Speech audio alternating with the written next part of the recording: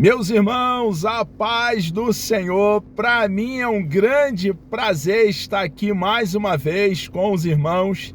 A nossa finalidade aqui é compartilhar um pouco da palavra do Senhor nosso Deus. Estamos aqui expondo versículo a versículo da carta de Judas, um conteúdo rico e tão consistente. Chegamos aqui então no versículo 9, Judas diz assim: mas o arcanjo Miguel, quando contendia com o diabo e disputava a respeito do corpo de Moisés, não ousou pronunciar juízo de maldição contra ele, mas disse: o Senhor te repreenda. Judas aqui, ele está falando sobre a insubmissão dos falsos mestres que aqui estavam estabelecendo o que Deus não havia ensinado na sua bendita e preciosa palavra. Estava trazendo para o rebanho ensinamentos não fundamentados na doutrina dos apóstolos. O ensinamento que o nosso Senhor e Salvador Jesus Cristo havia dado ali durante o seu ministério público, durou aproximadamente 3 anos a 3 anos e meio. Eles não se submetiam à autoridade de Deus, não havia temor no coração deles e ensinava o que nunca o nosso Senhor e Salvador Jesus Cristo havia ensinado. Então Judas aqui, ele usa mais um exemplo. Já havia falado sobre a incredulidade do povo de Israel, aquela primeira geração. Claro que nós sabemos que a segunda geração de Israel adentrou a Canaã. Chegaram ali em Gilgal, depois de atravessarem o rio Jordão. A definição da palavra Jordão é o que desce. O Jordão nasce no sentido norte e desce aqui no sentido sul. Depois que eles atravessam, agora sendo liderado por Josué, essa segunda geração então chegam em Gilgal. De Gilgal eles conquistam Jericó e conquistam ali já a princípio 7 nações que estavam ali dentro de Canaã. Quando eles ainda estavam do lado de cá, do lado aqui, no sentido que eu estou tratando, ainda do lado, meu lado direito do Jordão, ali o que nós conhecemos hoje como a Transjordânia, Moisés sobe no Monte Nebo e lá no cume do outeiro do Monte Nebo, ele observa toda a região de Canaã e ali ele morre. Ele foi impedido de entrar pelo próprio Deus. O texto sagrado diz que Deus o enterra em um vale. Como a revelação é progressiva, irmãos, nós aqui temos mais um conhecimento no versículo 9, o qual acabamos de ler, que houve uma disputa entre o arcanjo Miguel e o diabo a respeito do corpo de Moisés. Nós precisamos, entendendo que a revelação bíblica é progressiva, juntar todas essas informações genuínas, verdadeiras, fatos que aconteceram, para então ter o nosso conhecimento ampliado. Judas então, que vinha falando sobre a incredulidade daquela primeira geração do povo de Israel, que Deus havia tirado de dentro da casa da servidão, debaixo do jugo do faraó, do açoite dos egípcios, ele agora fala sobre os anjos que não guardaram o seu primeiro estado, falando da rebelião que esses anjos cometeram. Fala também das cidades ali, Sodoma e Gomorra, que viviam vida desregrada e dissoluta. E aqui no versículo 9, ele toma mais um exemplo, que a despeito da autoridade, irmãos, um arcanjo, o arcanjo Miguel, um anjo de grande autoridade, até mesmo ele se submeteu à autoridade de Deus, reconheceu o Deus que tem as rédeas da história nas mãos, o Deus que governa, o Deus todo-poderoso, eterno, autoexistente, autossuficiente. E o arcanjo Miguel, ele se apoia na autoridade divina e diz: o Senhor te repreenda, falando para o diabo. Mas ele prossegue aqui no versículo 10. Estes, quando ele faz essa colocação, estes, ele está fazendo alusão aos falsos mestres. Ao contrário de se submeter à autoridade de Deus, eles estavam convertendo a graça de Deus em dissolução. Estavam, ao contrário de se submeter ao que Deus havia falado, estavam ali estabelecendo doutrinas de homem, dizendo que, sim, alguém alcançado pela graça de Deus mediante a fé pode viver no pecado. Eles, então, estavam ferindo, indo contra, trazendo heresia, falácia, engodo para dentro do rebanho. Judas aqui não recua meio centímetro. É o que você e eu devemos fazer, ter a mesma postura diante de um ensinamento não fundamentado biblicamente, não calcado, respaldado biblicamente. Judas, então, ele deixa bem claro que até mesmo o arcanjo Miguel, um anjo de grande autoridade, irmãos, ele se submete a Deus, obedece a Deus. Observe o que ele diz: estes, os falsos mestres, ele está fazendo referência no versículo 10. Porém, o que ele está dizendo aqui? Ao contrário do arcanjo Miguel, que a despeito da autoridade que tem, se submete a Deus, estes, porém, dizem mal do que não sabem. Falam daquilo que não entendem.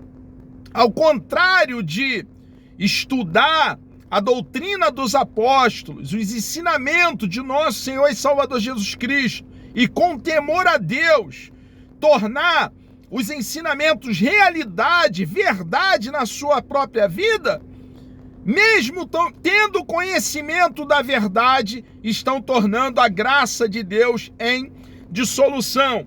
E naquilo que naturalmente conhece, os falsos mestres, como animais irracionais, se corrompe.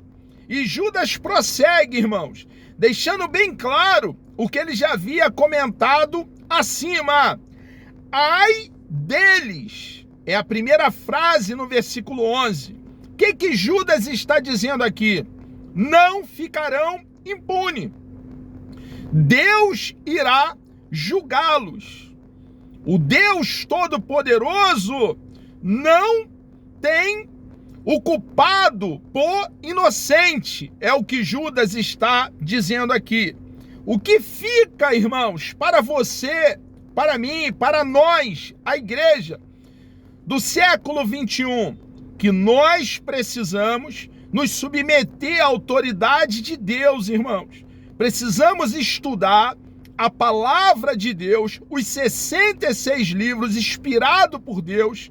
O Espírito de Deus soprou para dentro de aproximadamente 40 escritores e eles registraram com perfeição. Não há contradição. O rolo sagrado é perfeito, entendendo cada texto dentro do seu próprio contexto e praticando a verdade estabelecida por Deus para cada um de nós.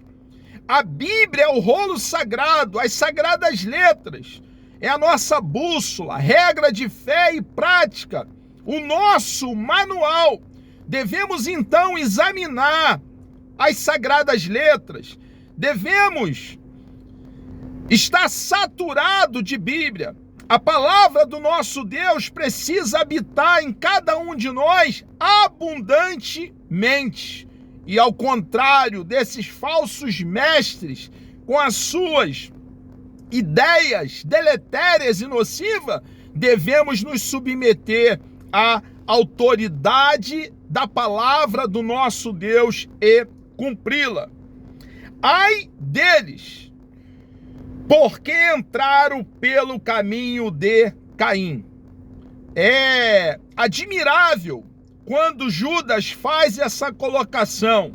Entraram os falsos mestres pelo caminho de Caim.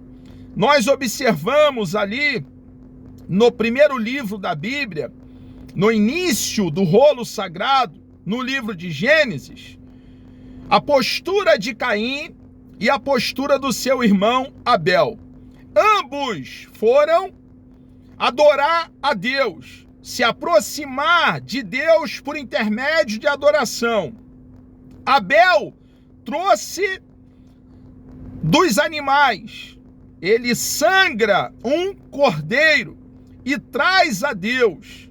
Caim, ele pega do fruto da terra, da lavoura, e nós sabemos que na lavoura não há sangue. Deus então rejeita a oferta de Caim e aceita a oferta de Abel. É muito interessante observar no texto que não existe em nenhum registro de Gênesis que Caim não tenha pego as primícias, o melhor da terra. Não existe esse relato. Então nós precisamos, buscando entender o porquê que Deus rejeita Caim, na própria palavra, irmãos, no rolo sagrado, no nosso manual, na nossa bússola, na nossa regra de fé e prática. E nós vemos ali então um padrão anteriormente do episódio de Caim e Abel trazendo oferta a Deus, que Deus já havia estabelecido um padrão. Quando o nosso papai Adão e a nossa mamãe Eva, eles pecaram, eles se cobriram com folhas de figueira. Irmãos, folha de figueira não tem sangue. O texto diz que o próprio Deus cobriu eles com pele de animais. Para Deus cobri-los com pele de animais, foi necessário que um inocente, um animal, sangrasse. Foi necessário que houvesse derramamento de sangue. E o texto está claro, irmãos, que quando Deus age dessa forma, ele está ali estabelecendo o meio de se aproximar dele. E Caim e Abel receberam essa orientação dos seus pais. Quando Abel, então, vai trazer uma oferta a Deus, Abel, ele se submete ao que Deus havia estabelecido. O caminho de aproximação de Deus é aberto, estabelecido pelo próprio Deus. E Abel se submete. O que Deus havia ensinado, o seu papai Adão e a sua mamãe Eva, e os seus pais haviam ensinado a ambos, a Caim e Abel. Abel se submete à autoridade de Deus e segue piamente as ordens estabelecidas pelo próprio Deus. É Deus quem toma a iniciativa de estabelecer o meio de retorno, de aproximação a Ele mesmo. E Caim, mesmo tendo recebido a mesma orientação do seu papai Adão e da sua mamãe Eva, foi orgulhoso, desobediente, insubmisso, mesmo sabendo que um animal deveria ser sangrado, um cordeiro, e oferecido a Deus, da maneira que Deus havia ensinado os seus pais, ele, no seu orgulho, na sua arrogância, estabelece, achando que seria aceito por Deus, dessa forma, um caminho, um atalho de se aproximar do próprio Deus. Irmãos, só existe um meio de chegar até o Deus eterno. Só existe uma porta, um caminho, uma escada que liga a terra aos céus.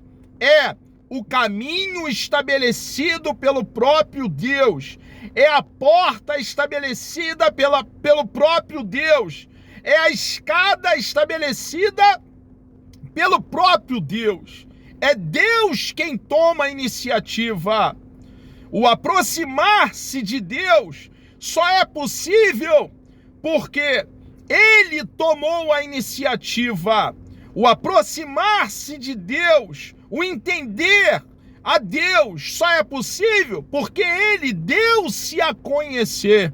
Então, quando aqui Judas diz, porque entraram pelo caminho de Caim, está dizendo que os falsos mestres pensam que pode estabelecer normas, leis de aproximação a Deus, e não podem.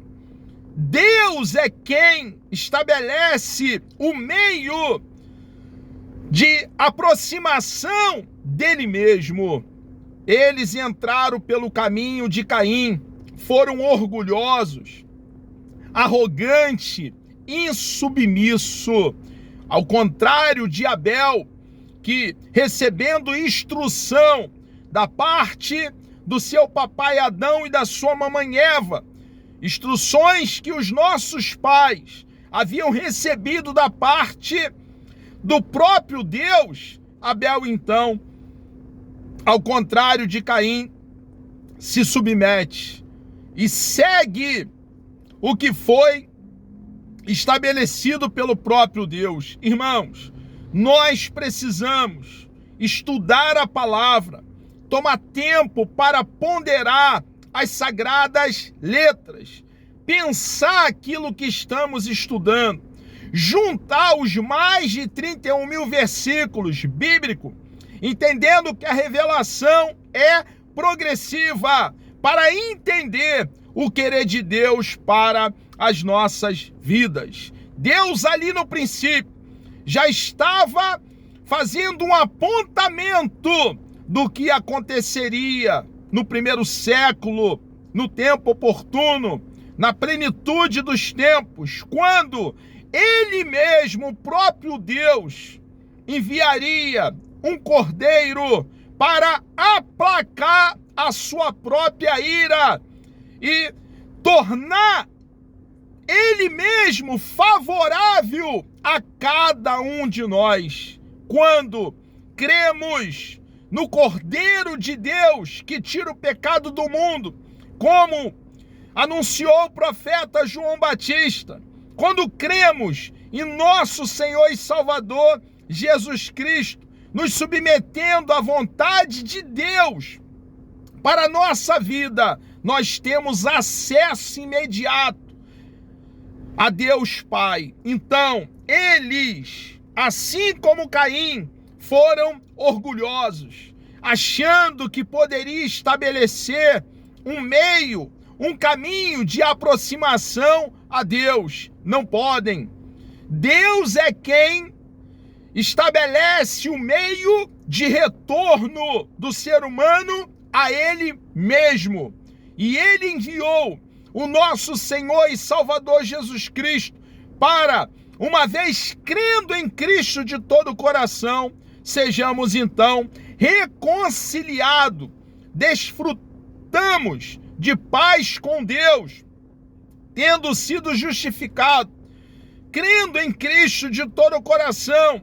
Deus se torna favorável a cada um de nós que estávamos longe, distante de Deus.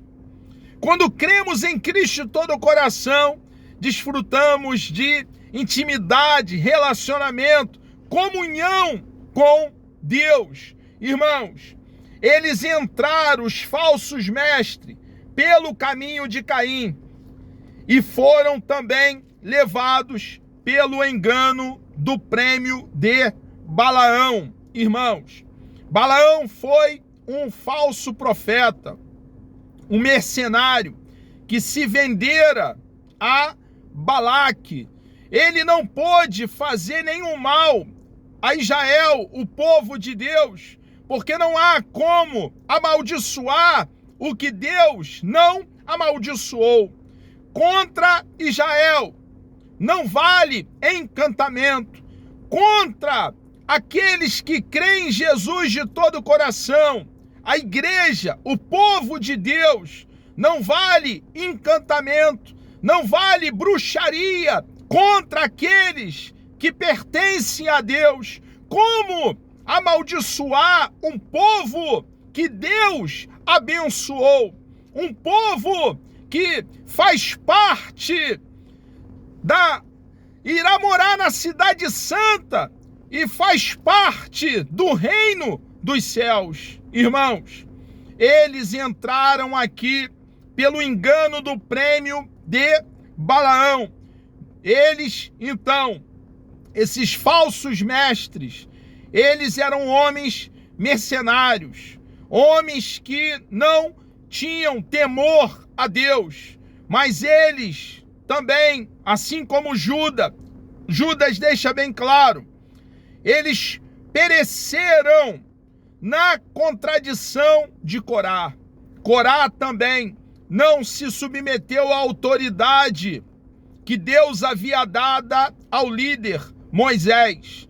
Nós precisamos, irmãos, ao contrário desses mestres insubmissos, entender que Deus deseja para nós, cristãos, que nos submetamos às autoridades. Não existe autoridade que não tenha sido constituída pelo próprio Deus.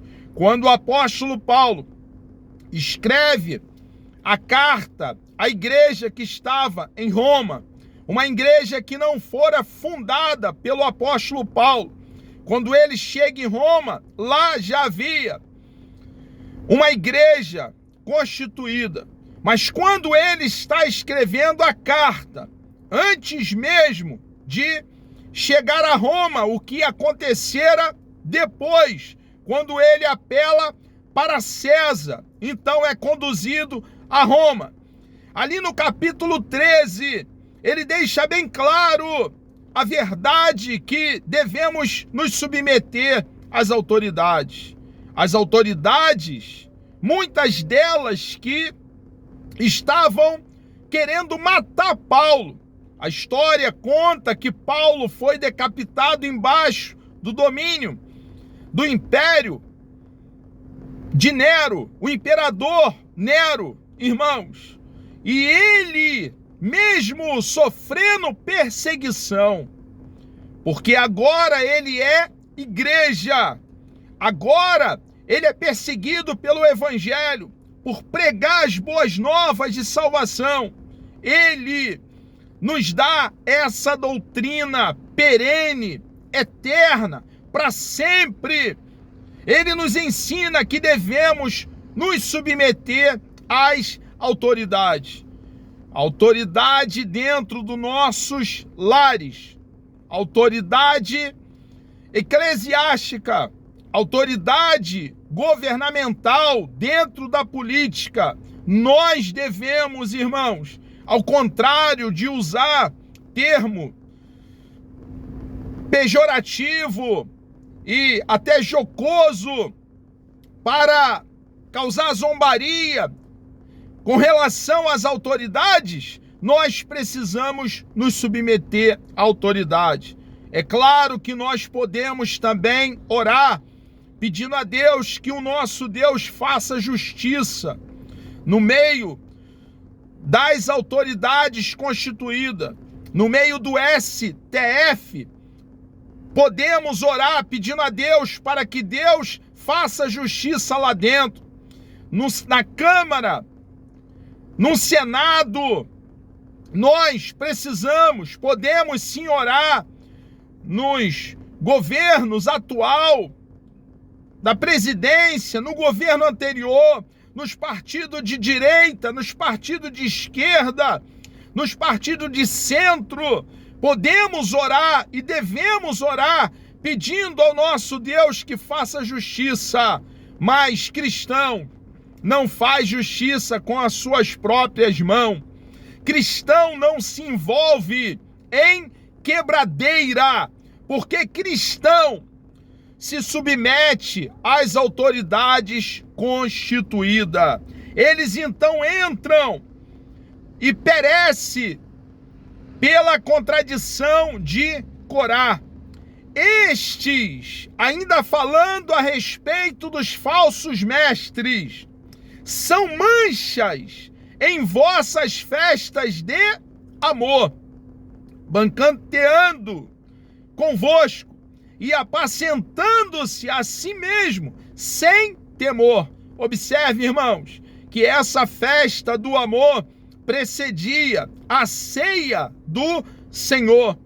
E eles ali estavam participando da festa do amor, da ceia, mas eram homens ímpios, estavam participando para a sua própria condenação, banqueteando-se convosco e apacentando-se a si mesmo, sem temor a Deus. Judas então prossegue, dizendo o que eles são. São nuvens sem água, levada pelo vento de uma para outra parte. Quando na lavoura um lavrador observa uma nuvem vindo no horizonte, ele muito se alegra, porque ele tem a expectativa da chuva. Mas olha o que Judas coloca aqui a respeito desses falsos mestres, que eles são nuvens sem água, eles são inúteis. Que grande decepção é para alguém que trabalha na lavoura, com fazenda, quando vê uma nuvem e espera algo dessa nuvem, que venha chuva para regar a sua plantação, mas essa nuvem não tem água. Judas está dizendo que eles são uma decepção, que eles são inúteis, não têm valor algum, consistência alguma. Irmãos, a nossa consistência está em sermos bíblicos.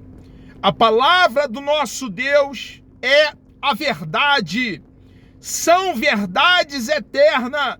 Enquanto nós estivermos na palavra, nós seremos como a árvore plantada junto a ribeiros de água, e no tempo certo daremos os nossos frutos, seremos úteis. Judas ainda prossegue falando sobre os falsos mestres, e ele diz: são como árvore murchas, infrutífera, 2 vezes mortas, desarraigadas, não tem nenhuma serventia.